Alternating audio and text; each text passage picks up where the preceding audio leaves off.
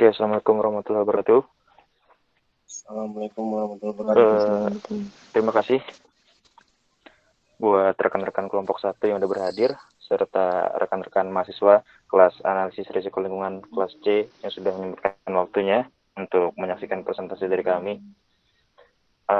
Sebelumnya, kami di sini kelompok 1 beranggotakan Muhammad Remiji, Hani Rilisa Fitri, serta saya Muhammad Safikri akan menyampaikan perihal review 2 jurnal tentang manajemen risiko dan komunikasi risiko.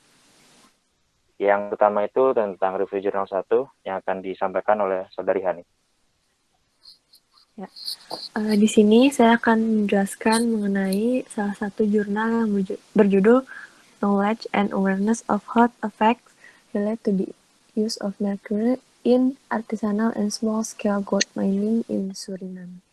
Jadi, ini tuh jurnalnya yang berisi mengenai penambangan emas artisanal yang sudah tersebar luas di hampir seluruh penjuru dunia, dan kegiatan ini juga telah memproduksi sekitar 15-20% emas setiap tahunnya dan telah berkontribusi sebesar 20 miliar US dollar terhadap ekonomi dunia. Nah, sektor ASGM ini memiliki dampak yang buruk terhadap lingkungan dan menimbulkan risiko kesehatan yang parah untuk kesehatan para penambang dan komunitas di Suriname. Suriname ini merupakan suatu daerah yang ada di Amerika bagian selatan.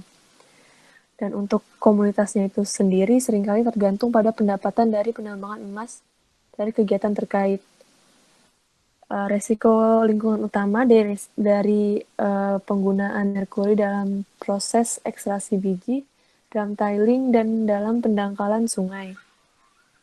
Dengan studi kasus pada tahun 2014 menemukan bahwa hampir semua atau sekitar 97,8% pekerja di Suriname menggunakan merkuri selama proses penambangan. Untuk lokasi dan metodenya, lokasinya itu ada di Suriname, di South America. Untuk lokasi penelitiannya itu, yang pertama itu ada di Sarak Creek, yang kedua di Brokopondo, yang ketiga di Boven Saramaka, yang keempat di Menenden Marowidne, dan yang kelima di Browsweg. Untuk metode dari penelitian ini, jadi para peneliti itu melakukan pendekatan sosialisasi kepada masyarakat sekitar Suriname dan juga pekerja tambang itu dengan cara program pendidikan yang dinamakan Health Education Program.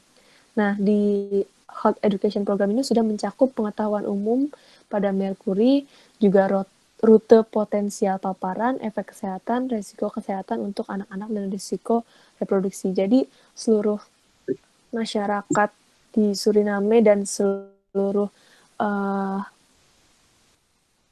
pekerja tambang di Suriname itu diberikan edukasi terkait tentang rute potensial paparan, efek kesehatan, dan juga risiko kesehatan bagi anak-anak dan risiko reproduksinya. Oke, di sini saya akan sedikit menjelaskan terkait kelebihan dan kekurangan dari metode HEP atau Health Education Program. Yang pertama, saya akan membahas mengenai kelebihannya. Jadi, individu yang mengikuti HEP didekati secara aktif. Strateginya back sampling, ini menghasilkan sampel ukuran sekitar 23%. Dari peserta dalam survei dasar, para peserta mengikuti HEP sendiri, dalam kelompok atau secara individu, atau menerima informasi melalui anggota keluarga atau melalui poster dan video. Penambang emas skala kecil biasanya populasi bergerak dan pendatang, yang membuatnya lebih sulit untuk secara aktif mendekati para penambang yang mengikuti HEP. Tingkat pengetahuan yang diperkirakan sendiri meningkat setelah HEP, lebih melibatkan kepercayaan diri dan kesadaran di antara responden. Kalau untuk kekurangannya, pelaksanaan HEP sendiri di sektor ASGM adalah sebuah tantangan karena mobile dan populasi yang ada sangat sulit untuk dijangkau.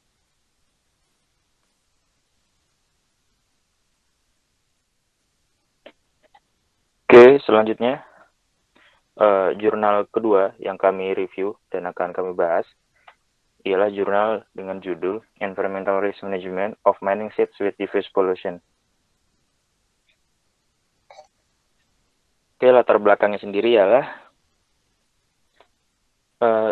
jurnal ini sendiri disusun berdasarkan kasus yakni pertambangan di Hungaria yang mana menghasilkan timbunan limbah dengan volume serta konsentrasi pencemarannya itu tersebar luas.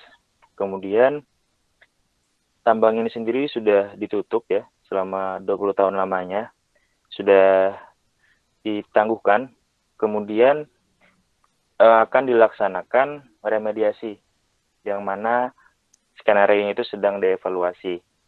Pada risk management kali ini membagi beberapa wilayah dengan subwilayah, diantaranya ialah water zone, yakni di mana persebarannya melalui aliran air permukaan serta runoff, serta sedimen zone, di mana proses utamanya yakni sedimentasi dari material padatan yang terbawa di dasar sungai dan reservoir, serta ada soil zone yang menyebabkan risiko dominan. Either ini itu disebabkan oleh banjir serta pembuangan dari endapan yang terkontaminasi. Selanjutnya, lokasi dan metode.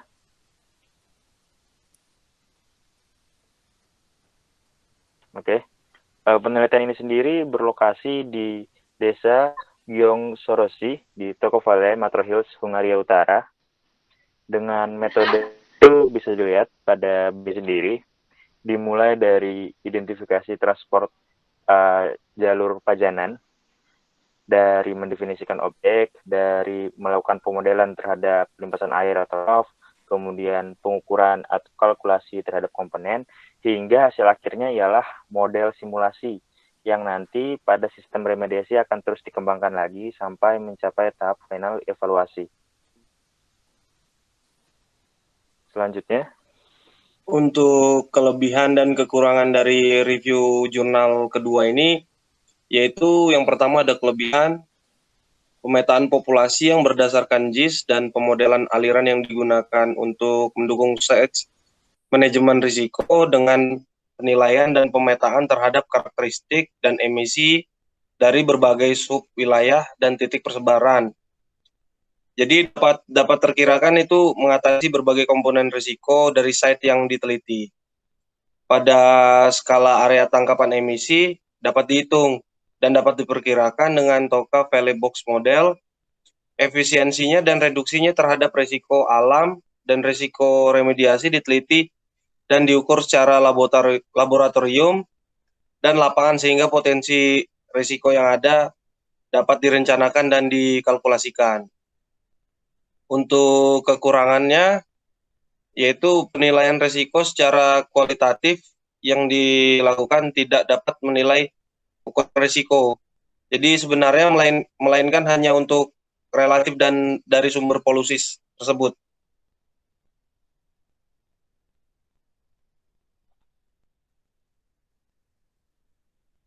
oke, sekiranya sekian yang dapat kami sampaikan terkait review dari kedua jurnal tersebut, yang mana jurnal pertama membahas perihal komunikasi risiko dan jurnal kedua membahas perihal manajemen risiko. Apabila ada pertanyaan, mungkin bisa disampaikan di laman comment stream yang nanti akan diposting di kolom tersebut.